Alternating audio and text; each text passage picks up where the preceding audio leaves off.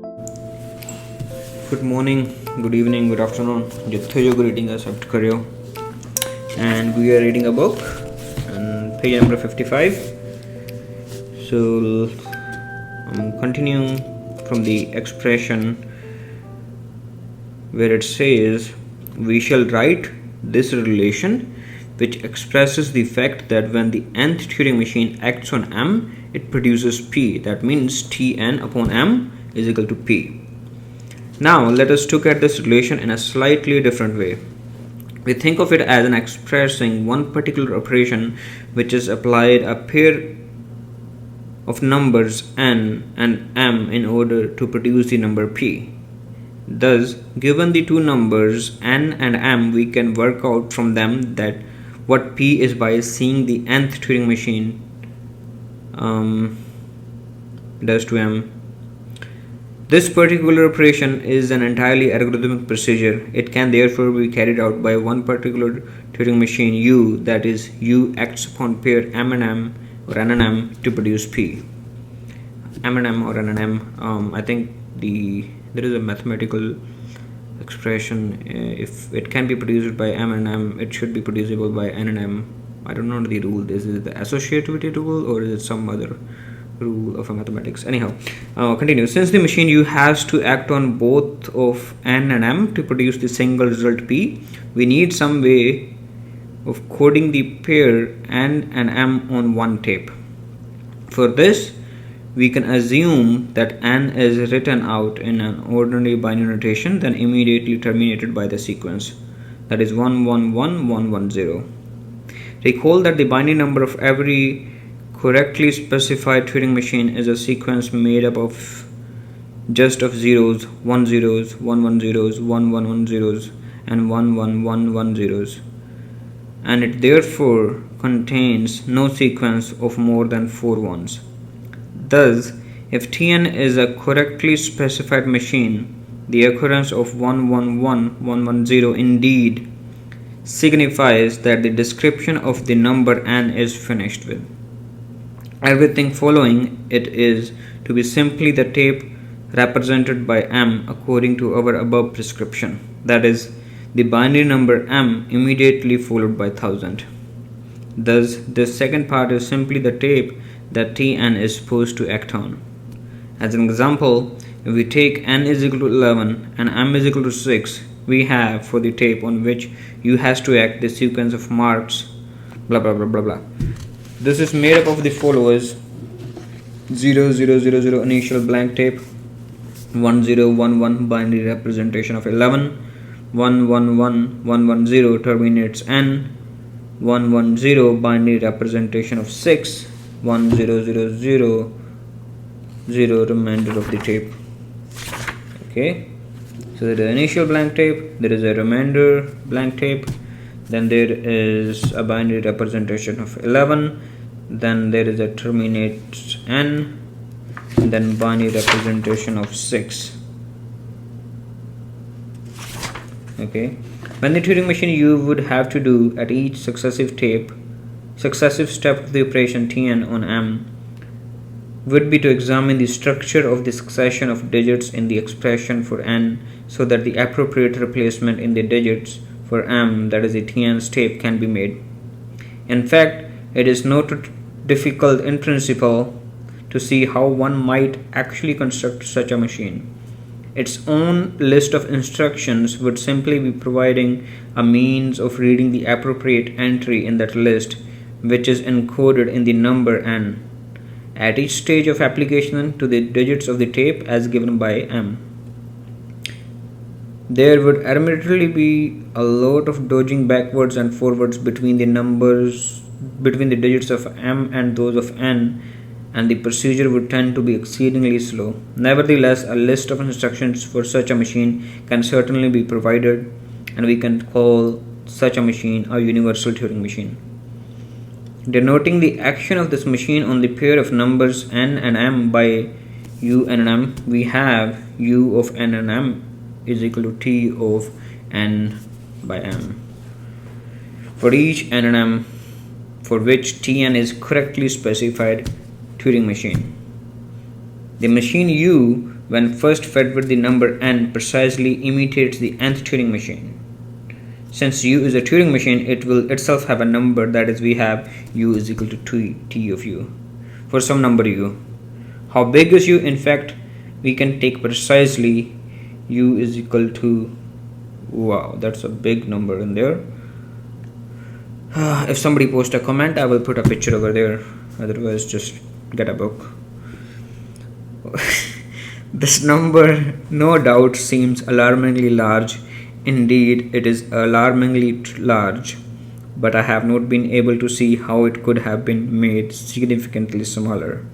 The coding procedure and specifications that I have given for Turing machines are quite reasonable and simple ones, yet one is inevitably led to a number of this kind of size for the coding of an actual universal Turing machine.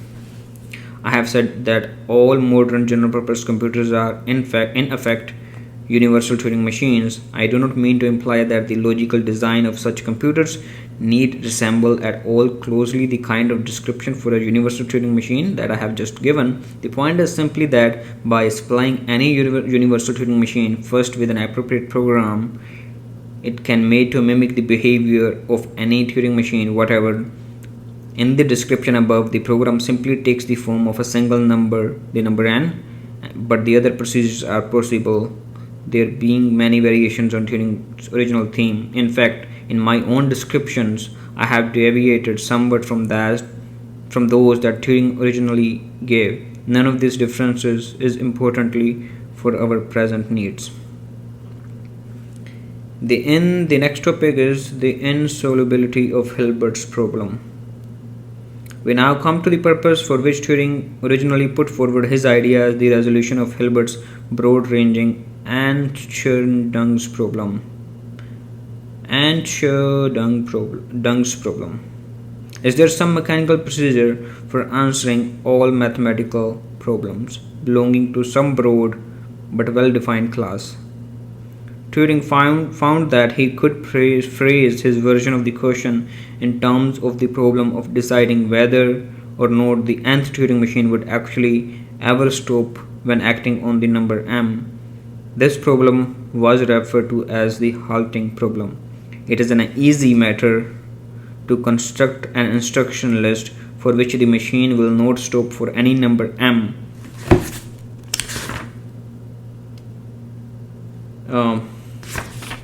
For example, n is equal to 2 or 2 as given above, or any other case where there are no stop instructions whatever.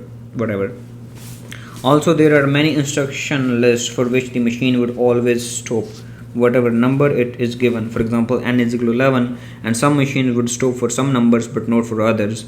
One could fairly say that a putative algorithm is not much use when it runs forever without stopping. That is no algorithm at all. So an important question is to able to decide whether or not Tn applied to m actually ever gives any answer. If it does not, that the calculation doesn't stop, then I shall write Tn of m is equal to a square bracket they have given. I have no idea what that sign actually pronounced as, or they have some name for it. Included in this notation would be those situations where the Turing machine runs into a problem at some stage because it finds no appropriate instructions to tell it what to do, as with the dud machines such as T4 and T7 considered in our previous T of nth examples. And also, unfortunately, our seemingly successive machine T3 must now also be considered as a dud. T3 of m is equal to a skewer because the result of action of T3 is always just a blank tape. Whereas we need at least one in the output in order that the result of the calculation be assigned a number.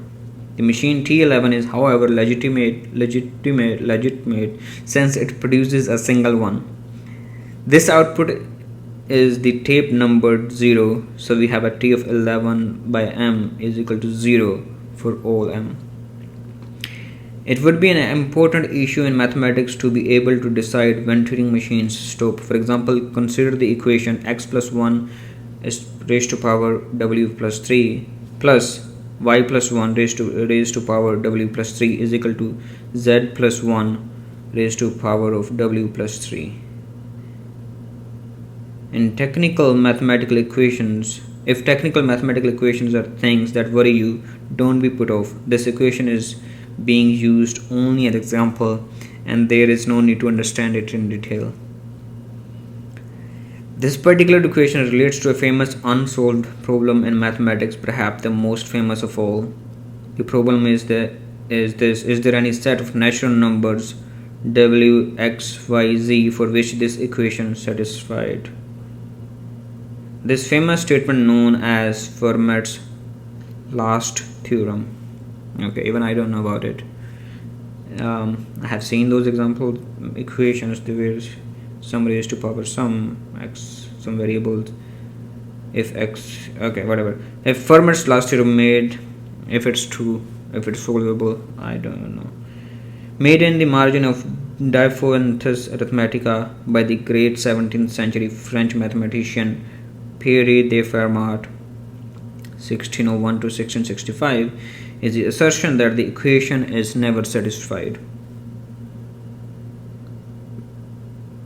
Recall that by the natural numbers we mean 0, 1, 2, 3, 4, 5, 6, the reason for the x plus 1 and w plus 3, etc., rather than the more familiar with.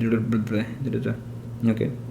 Fermat was the first mathematician, though a lawyer by profession. Fermat was the finest mathematician of his time. He claimed to have a truly wonderful proof of his assertion, which the margin was too small to contain, but to this day no one has been able to reconstruct such a proof, nor, on the other hand, to find any counterexample to Fermat's assertion. It is clear that the given quadruple of numbers w, x, y, z, it is a mere matter of computation to decide whether or not the equation holds. Thus, we could imagine a computer algorithm which runs through all the quadruples of numbers one after the other and stops only when the equation is satisfied. We have seen that there are ways of coding finite set of numbers in a computable way on a single tape that is simply a single numbers, so we can run through all the quadruples by just following the natural ordering of these single numbers. If we could establish that this algorithm that does not stop, then we would have a proof of a Fermat assertion. So I was just checking that if Fermat's theorem has been proved. So it has been proved. I think it was 2004 or something. I don't know the year.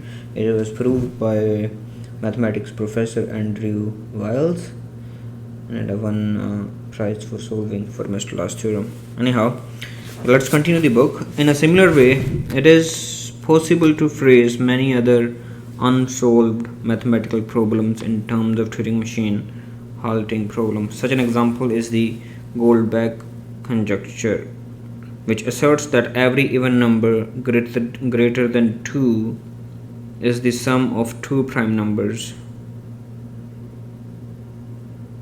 Recall the prime numbers are 2, 3, 5, 7, 11, 13, 11 are those natural numbers divisible separately only by themselves and by unity. Neither 0 nor 1 is considered to be a prime. It is an algorithmic process to decide whether or not a given natural number is prime, since one needs to test its divisibility by numbers less than itself, a matter of only finite calculation.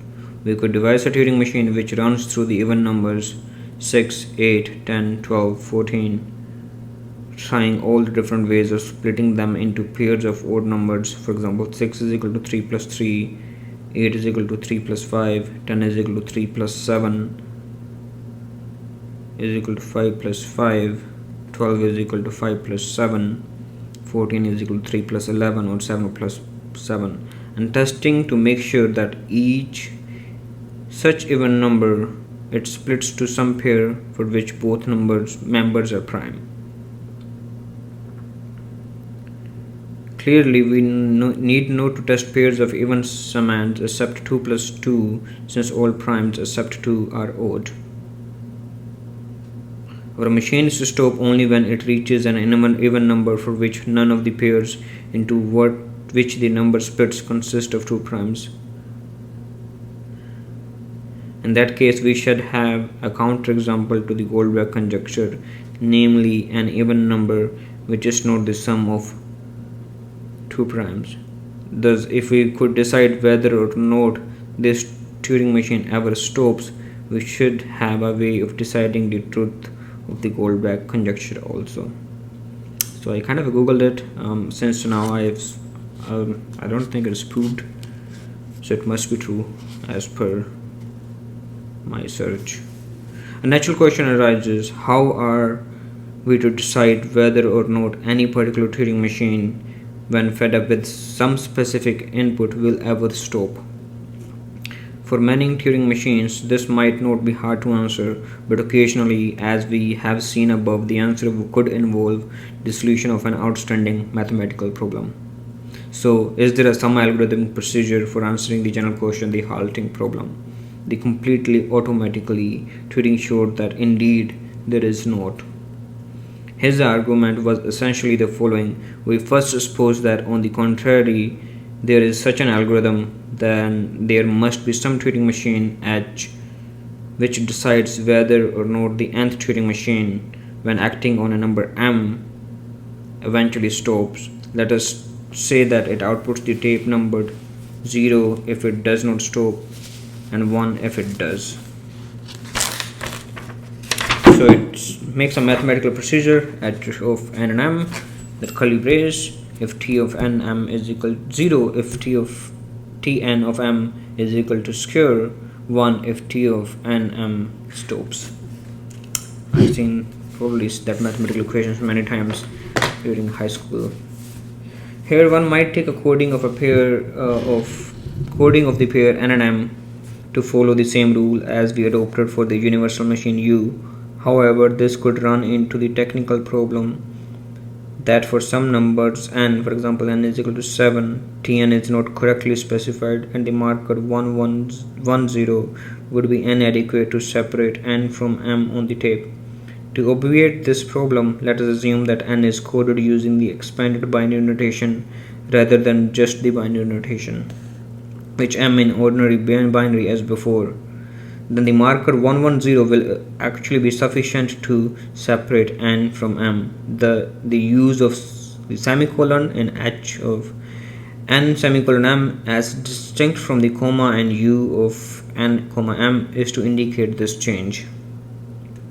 Now let us imagine an infinite array which lists all the outputs of all the possible Turing machines acting on all the possible different inputs.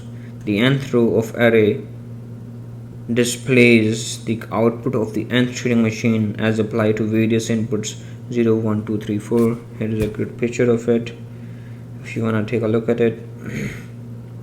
It's a table. In the table above, I have cheated a little and not listed the Turing machines as they are actually numbered. To have done so would have yielded a list that looked much too boring to begin with, since all the machines for which n is less than 11 yield nothing but squares, and for n is equal to 11 itself we get nothing but zeros. In order to make the list look initially more interesting, I have assumed that some much more efficient coding has been achieved. In fact, I have simply made up an entries fairly randomly just to give some kind of impression as to what its generally appearance could be like. I'm not asking that we have actually calculated this array, say by some algorithm. In fact, there is no such an algorithm, as we shall see in a moment. We are just supposed to imagine that the true list has somehow been laid out before us, perhaps by God. It is the occurrence of squares which could cause the difficulties if we were to attempt to calculate the array, for we might not know for sure when to place square in some position, since those calculations simply run on forever.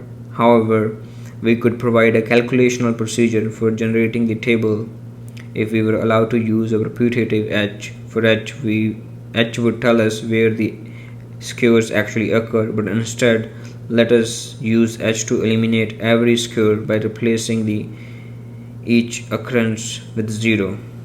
This is achieved by proceeding the action of Tn on M by this calculation h of n semicolon m semicolon, then we allow Tn to act on M only if h of n semicolon m is equal to 1, that is only if the calculation Tn of m actually gives an answer, and simply writing 0 if hn comma m is equal to 0, that is if Tn of m is equal to skew.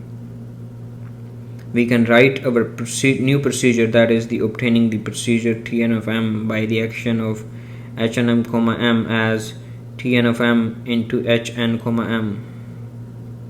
Here I am using a common mathematical convention about the ordering of mathematical operations. The one on the right is to be performed first. Note that symbolically we have skew into 0 is equal to 0. The table for this now reads, because we have I think replaced skewed by zeros. There is a picture of it. Now that assuming h exists, the rows of this table consist of a computable sequences. By computable sequence I mean an infinite sequence whose successive values can be generated by an algorithm, that is, there is some Turing machine which, when applied to natural numbers m is equal to 0, 1, 2, 3, 4, 5 and so on, in turn yields a successive number members of the sequence. Now we take note of two facts about this table. In the first place, every computable sequence of natural numbers must appear somewhere, perhaps many times over, amongst in its rows. This property was already true of the original table with skews. We have simply added some rows to replace the dead Turing machines, that is, ones which produce at least one skew. In the second place, the assumption has been made that the Turing machine H actually exists. The table has been computably generated, that is, generated by some definite algorithm, namely by the procedure Tn of m into hn comma m. That is to say, there is some Turing machine Q which, when acting on the pair of numbers n and m, produces the appropriate entry in the table. For this, we may code n and m on Q's tape in the same way as for h, and we have Q of n comma m is equal to Tn of m into hn comma m semicolon m. We now apply a variant of ingenious and powerful device, the diagonal slash of George Cantor. We shall be seeing the original version of Cantor's diagonal slash in the next chapter. Consider the elements of a main diagonal marked with the bold figures. There is a picture of that diagonal. These elements provided some sequence 0, 0, 1, 2, 1, 0, 3, 7, 1 to each, whose terms we now add 1. 1, 1, 2, 3, 2, 1, 4, 8, 2. This is clearly a computable procedure, and given that our table was computably generated, it provides us with some new computable sequence. In fact, the sequence is 1 plus q of n comma semicolon n, that is 1 plus t of n into h of n semicolon n, since the diagonal is given by making m equal to the n. But our table contains every computable sequence, so our niche sequence must be somewhere in the list. Yet this cannot be so, for our niche sequence differs from the first row in the first entry, from the second row in the second entry, from the third row in the third entry, and so on. This is manifestly a contradiction. It is the contradiction which establishes what we have been trying to prove, namely that the Turing machine H does not in fact exist. There is no universal algorithm for deciding whether or not a Turing machine is going to stop.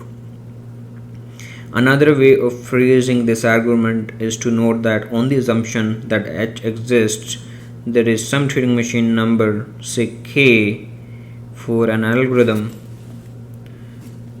1 plus q of n semicolon n. So we have 1 plus t of n into h of n semicolon n is equal to tk of n. But if we substitute n is equal to k in this relation diagonal process, we get 1 plus tk of tk into h k semicolon m is equal to tk of k.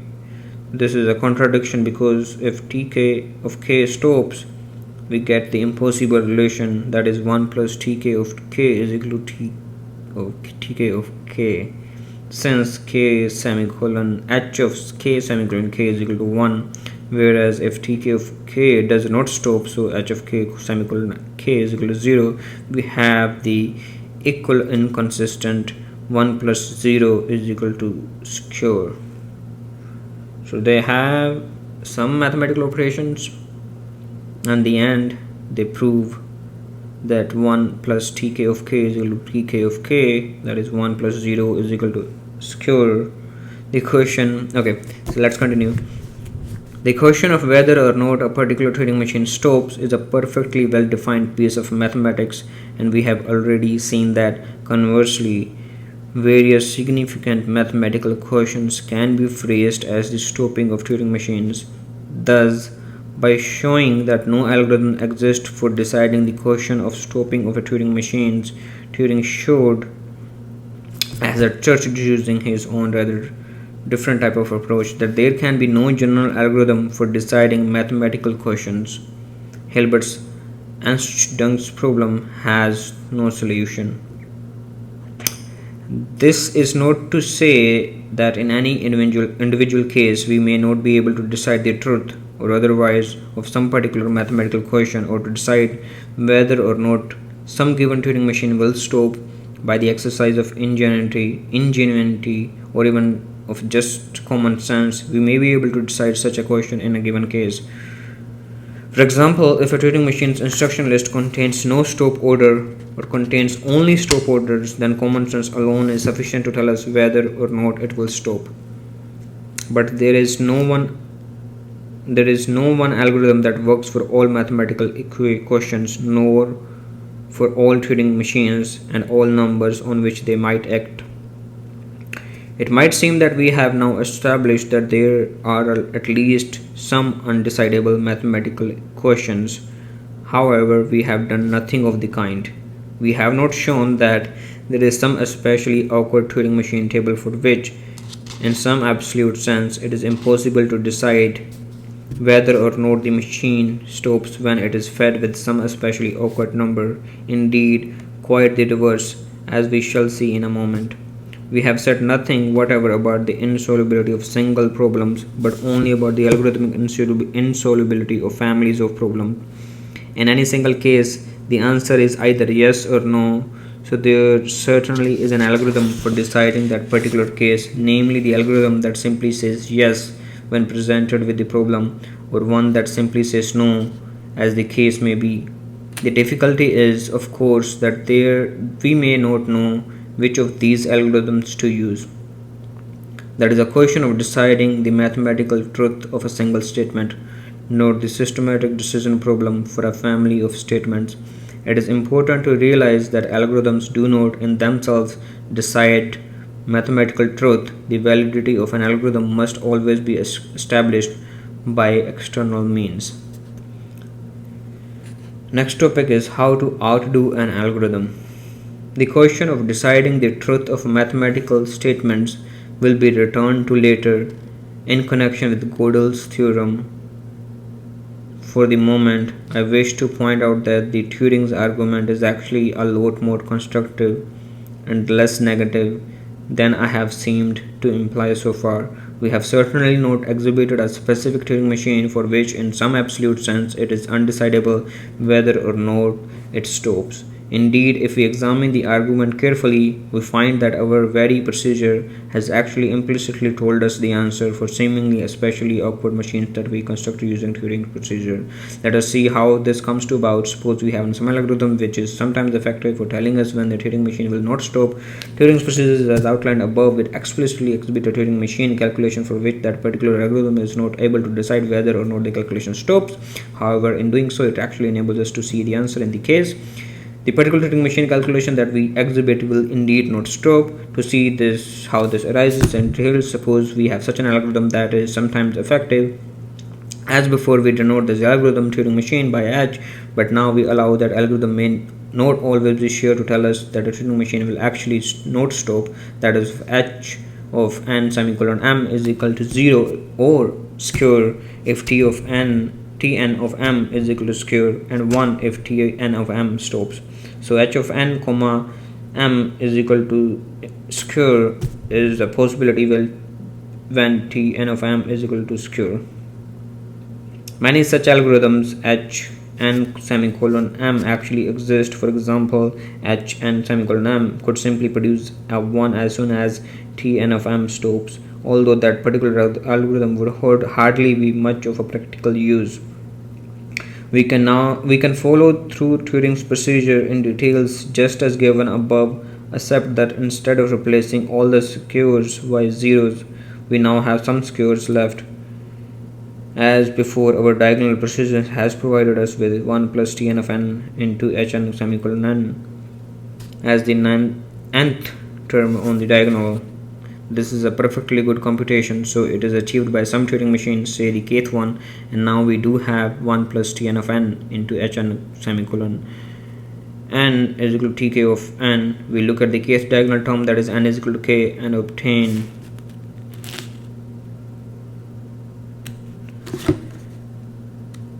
one plus tk of k into hk of semicolon k is equal to tk of k. This is actually just telling us what we just read back, right? Yeah, this is just the last thing we read. Anyhow, if the computation tk of k stops, we have contradiction, since hk of semicolon k is supposed to be 1 whenever tk of k stops, and the equation then gives us inconsistency. 1 plus tk of k is equal to tk of k, thus tk of k cannot stop, that is tk of k is equal to square.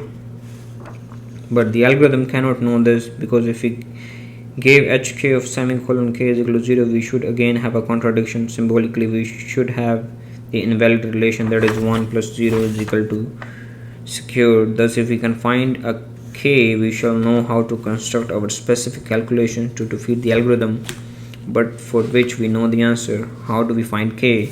That's the hard work. What we have to do this to look in detail at the construction of h of n semicolon m and of tn of m, and then see in detail how 1 plus tn of n into hn semicolon n acts as a Turing machine. We find the number of this Turing machine, which is k. This would certainly be complicated to carry out in detail, but it could be done. In fact, the hardest part of this already achieved by the construction of the universal Turing machine U above, since this enables us to write tn of n as the Turing machine acting on n. Because of the complication, we would not be all interested in the calculation of tk of k were it not for the fact that we have specially produced it in order to defeat the algorithm h.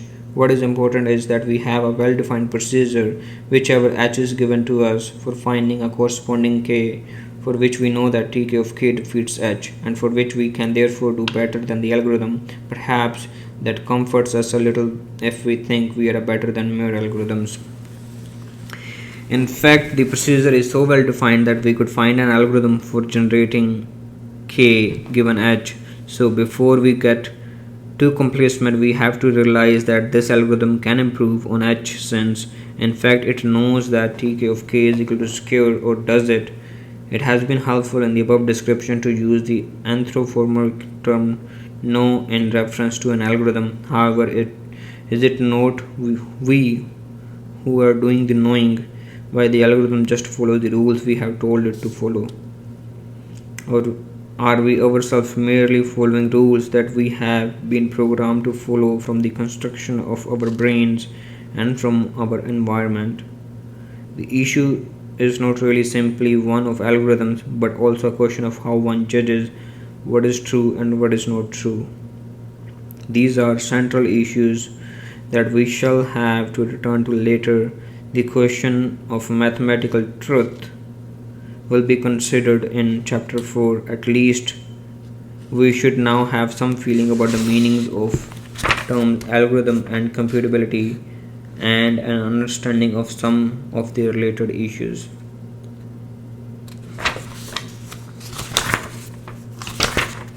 Our next topic is Church's lambda calculus. The concept of computability is very important and a beautiful mathematical idea. It is also a remarkably recent one at the time this book was written, having been first put forward in the 1930s.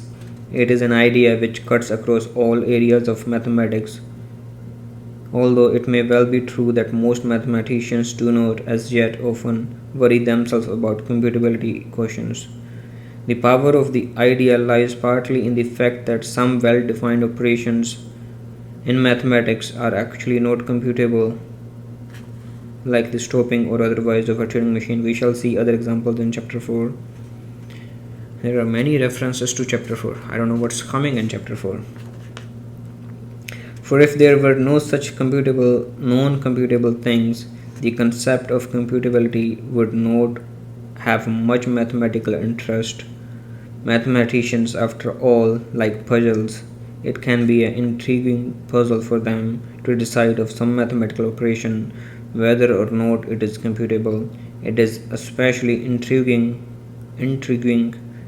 because the general solution of that puzzle is itself non-computable.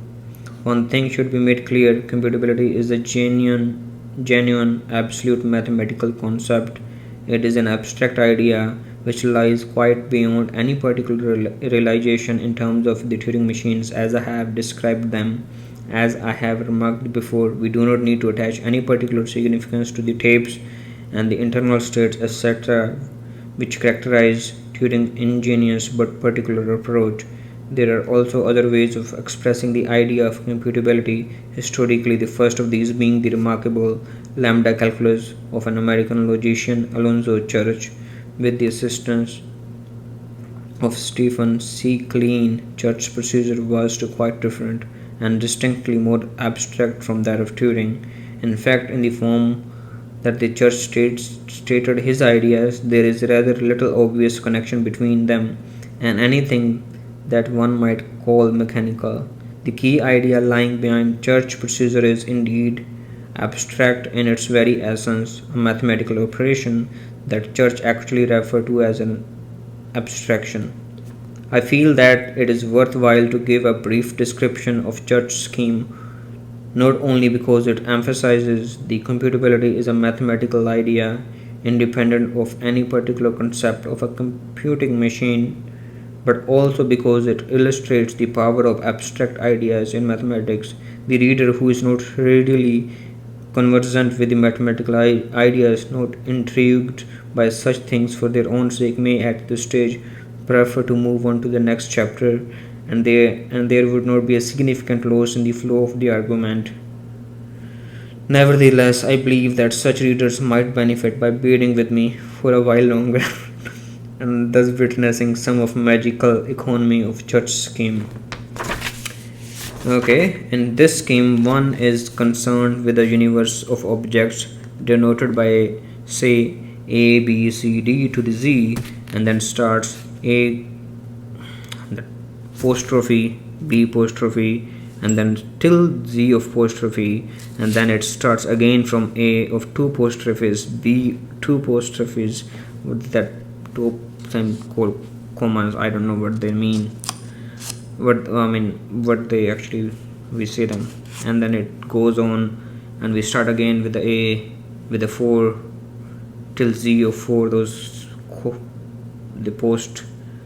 the upper semicolons, and then we just continue this thing, each of which stands for a mathematical operation or a function.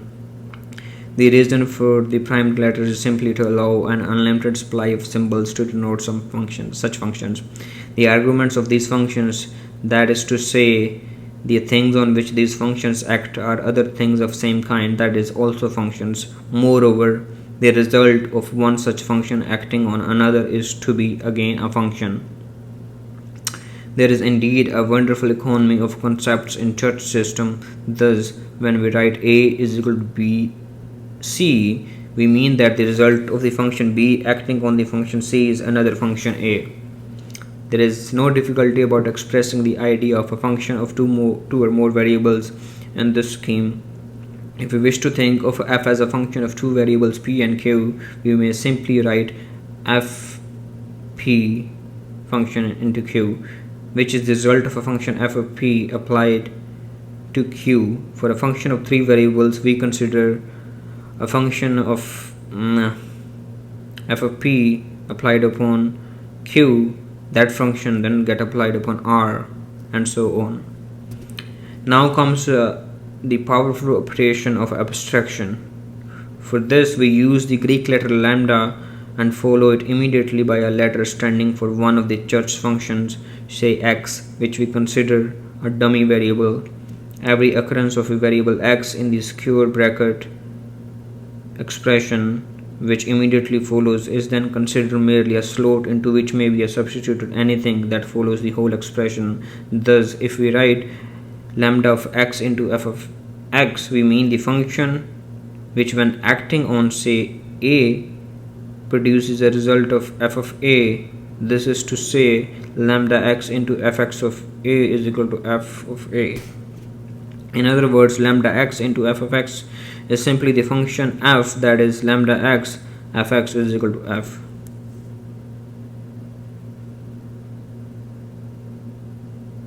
Okay, this bears a little thinking about. It is one of those mathematical niceties that seems so pedantic and trivial.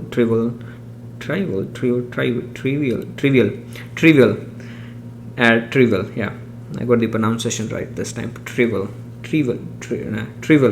At first, that one is liable to miss the point completely. Let us consider an example taken from familiar school mathematics. We take a function f to be the trigonometric operation of taking the sine of an angle.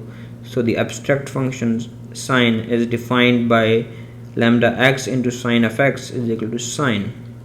Do not worry about how function x may be taken to be an angle. We shall shortly say something of the way that numbers may be regarded as functions and an angle is just a kind of a number. So far, this is indeed rather trivial, but let us imagine that the notation sine had not been invented, but that we are aware of the power series expression for sine of x, x minus 1 over 6 of x of 3 plus 1 over 20 x of 5 minus so on. Then we could define sine is equal to lambda x into square bracket x minus that expression we just read, x minus 1 over x, x into 3 plus 1 over 120 x5 minus, yeah.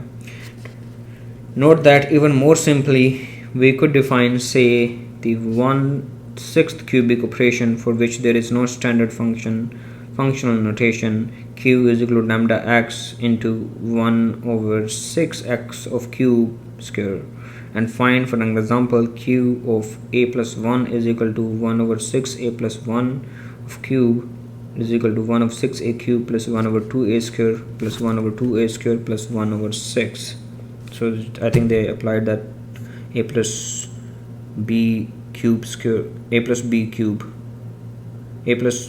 cube formula. More pertinent to the present discussion would be expressions made up simply from Church's elementary functional operations such as lambda f of x. This is the function which would, acting on another function, say g, produces g iterated twice acting on x, that is lambda f into f of x of g is equal to g of gx. We could also have an abstracted away the x first to obtain lambda f into lambda x into f of fx, which we may abbreviate to lambda fx of f of fx. Okay, this is the operation which, when acting on g, produces a function g iterated twice. In fact, this is the very function that Church identifies with the natural number 2. Natural number 2 is equal to lambda of fx into f of fx. So 2g of y is equal to g of gy. Similarly, he defines 3 is equal to lambda of fx into f of fx, and 4 is equal to, you just add on f of fx function in there, together with 1 is equal to lambda of fx into fx, 0 is equal to lambda of fx into just a simple x. Really, church 2 is more like the twice and 3 is thrice, etc. Thus, the action of 3 on a function f, namely 3f, is the operation iterated f 3 times. The action of 3f on y, therefore, would be 3f of y is equal to f of f of f of y. Let us assume how a very simple arithmetic operation, namely the operation of adding 1 to a number, can be expressed in church scheme. S is equal to lambda of abc dot b of AB of C. To illustrate that S indeed simply adds 1 to a number described in church notation, let us test it on S of 3 is equal to lambda ABC dot AB of ABC into 3 is equal to lambda of BC dot B of 3B of C. YBC dot B of B of B of BC is equal to 4, since 3B of into C is equal to B of BC. Clearly, this implies equally well to any other natural number. In fact, y lambda abc.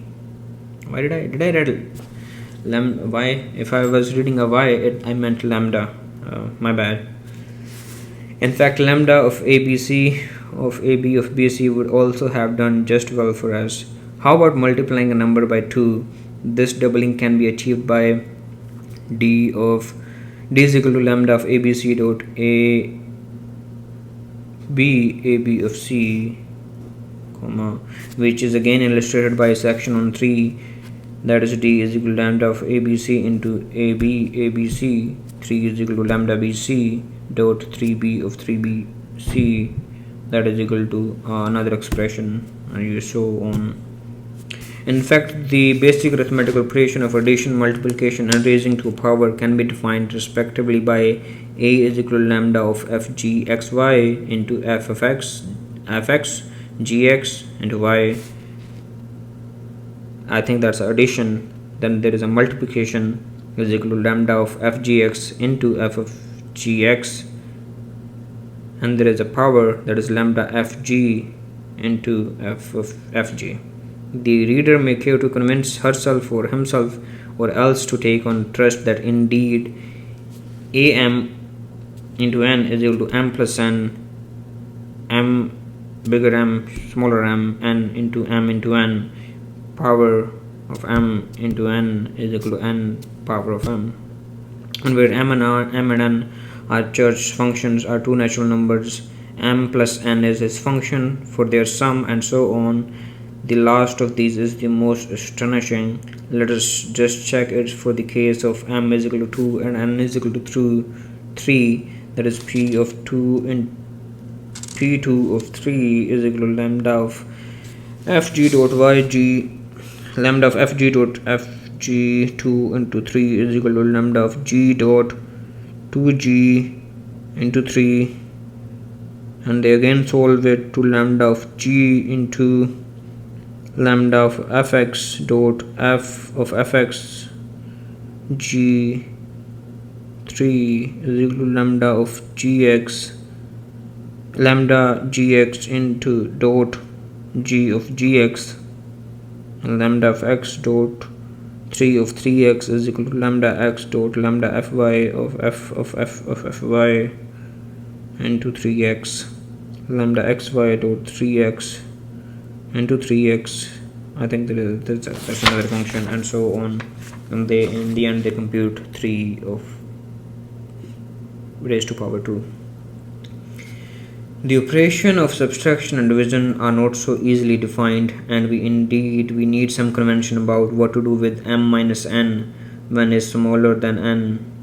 There is a metered value over there, so when m is smaller than n, and with m minus n when m is not divisible by n. In fact, a major landmark of the subject occurred in the early 1930s when Klein discovered how to express the operation of subtraction within church scheme. other operations when followed. Finally, in 1937, Church and Turing independently showed that every computable operation, whatever now in the sense of Turing machines, can be achieved in terms of one of Church's expressions or vice versa.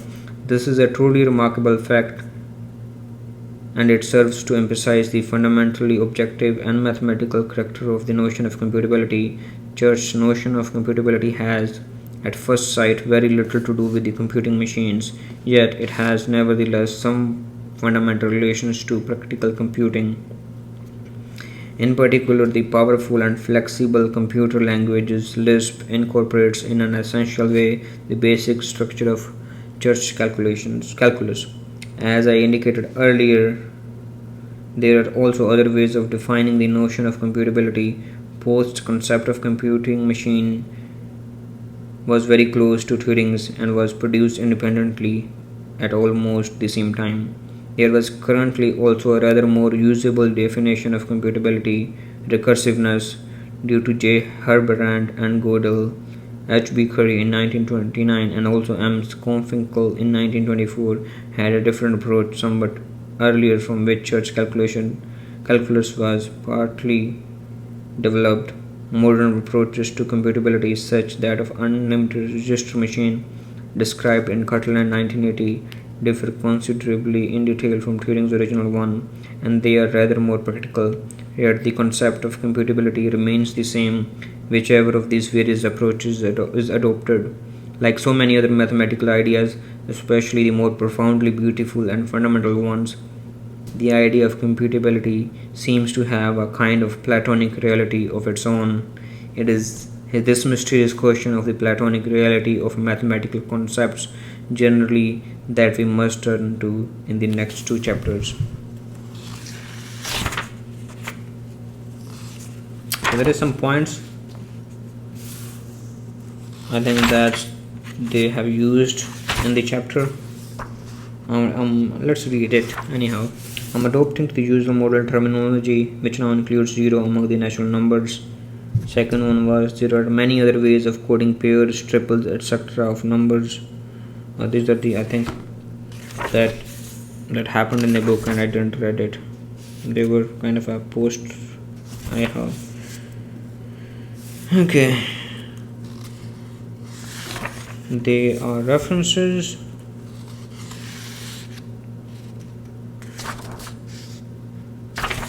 And we are on to the chapter 3 for the next video, which will be mathematics and reality.